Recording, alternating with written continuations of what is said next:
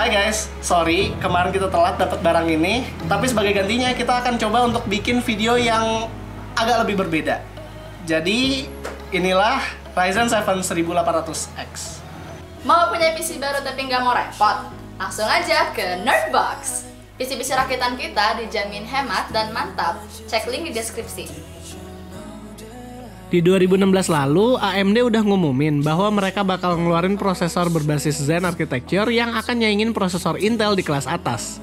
Setelah hampir 10 tahun ketinggalan, akhirnya AMD kembali berkompetisi di pasar menengah ke atas, dan ini adalah salah satu flagshipnya. Ryzen 7 1800X yang mempunyai 8 core, 16 thread, base clock 3,6 GHz, dan boost clock di 4 GHz. Semua ini diklaim AMD jalan di TDP 95W, dan juga prosesor ini diklaim bisa nyaingin performa multi-core i7 6900K yang harga dan dayanya lebih dari 2 kali prosesor ini. Selain itu, AMD juga ngenalin soket terbarunya yaitu AM4 di mana mereka klaim akan tahan sampai 2020.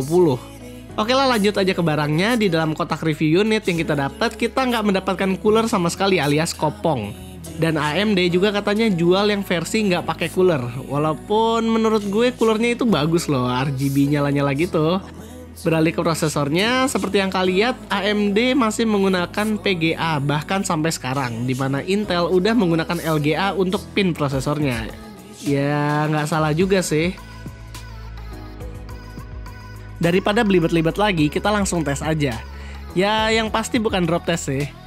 Kit yang kita gunakan nggak jauh berbeda dengan tech reviewer lain. Motherboard MSI X370X Power Gaming Titanium, Noctua NHU12, Asus RX 470 Strix. Kalau yang lain biasa gunain 16GB DDR4 di 3000 MHz, gua akan menggunakan 32GB yang sama-sama pakai 3000 MHz.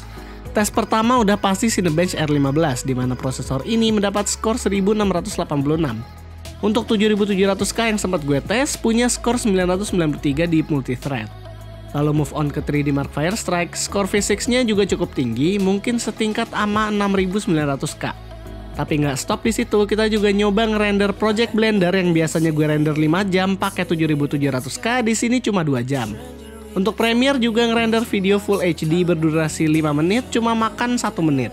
Tapi di beberapa game, frame rate-nya sebenarnya nggak jauh beda sama 7700K, dan tebakan gue, mungkin itu karena single core performance-nya 7700K lebih tinggi. Ngelihat di fitur terbarunya, AMD mempunyai fitur XFR yang memungkinkan prosesor Ryzen bisa menembus boost clock secara otomatis kalau suhunya memungkinkan. Fitur ini bisa menguntungkan untuk yang suka extreme overclocking pakai LN2 atau water cooling.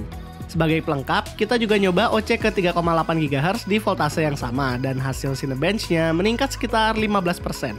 Suhunya pun nggak pernah sampai panas banget. Setelah main game selama 4 jam, suhunya masih berkisar antara 60-70 derajat Celcius. Kesimpulannya, 1800X memang sesuai dengan ekspektasi dan apa yang udah di-announce. 1800X memang bisa menyaingi 6900K di aplikasi-aplikasi produktivitas. Tapi beberapa gosip bilang kalau 1800X ini bukan untuk gamer, melainkan untuk entusias yang emang butuh aplikasi produktivitas.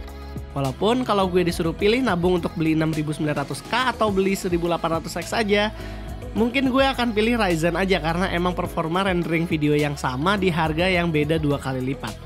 Kalau 1800X memang terlalu mahal buat lu, masih ada adik-adiknya 1700 dan 1700X yang masih bisa diocek.